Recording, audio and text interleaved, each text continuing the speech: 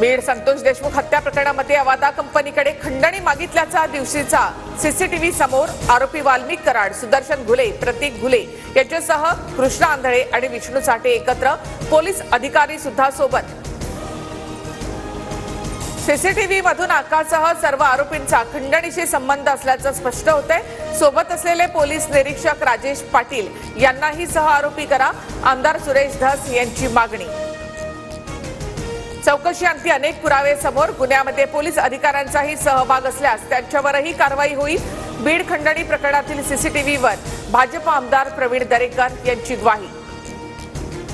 भरत गोगावलेंच्या पालकमंत्रीपदासाठी समर्थकांचं शक्ती प्रदर्शन, एकनाथ शिंदेंच्या मुक्तागिरी बंगल्याबाहेर शिवसेना कार्यकर्त्यांची गर्दी, गोगावलेंना रायगडचं पालकत्व देण्याची आग्रही मागणी।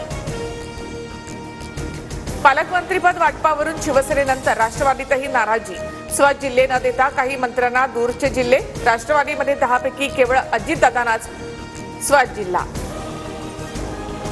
पालकत्व दिलेला जिल्हा लांब, तरीही दिलेली जबाबदारी पार पडणार, आमच्या भावना अजित पवारांकडे व्यक्त केल्या, वाशिमचे पालकमंत्री हसन मुश्रीफ यांची प्रतिक्रिया। नाशिकच्या पालकमंत्री पदासाठी भाजप आग्रही, बावनकुळे आणि महाजन यांच्यामध्ये चर्चा, फडणवीस एकनाथ शिंदे अजित पवारांशी बोलणार, सूत्रांची माहिती।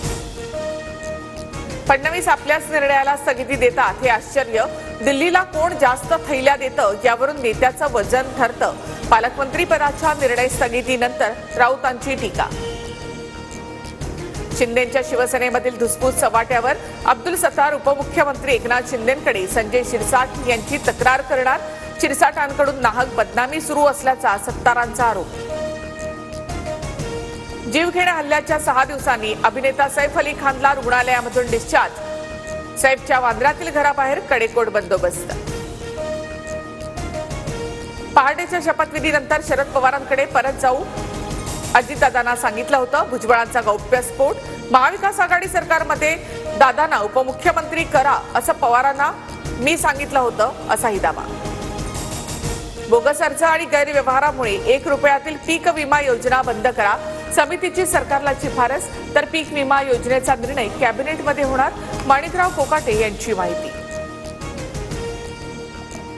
मुख्यमंत्री फडणवीसांच्या दावोस दौऱ्यामध्ये 3 सामंजस्य करार, महाराष्ट्रासाठी 38,750 कोटींची गुंतवणूक, कल्याणी समूहासाठी 5,200 कोटी, रिलायन्स इन्फ्रासाठी 16,500, तर बालासोर ॲलॉससाठी 17,000 कोटींची गुंतवणूक।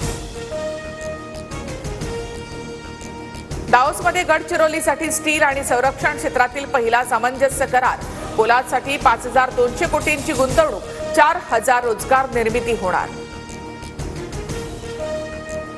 गर्डर बसवण्यासाठी मुंबई पुणे द्रुतगती महामार्गावर 3 दिवस वाहतूक ब्लॉक, दुपारी 12 ते 3 च्या दरम्यान मुंबईहून पुण्याकडे जाणारी वाहतूक बंद असेल।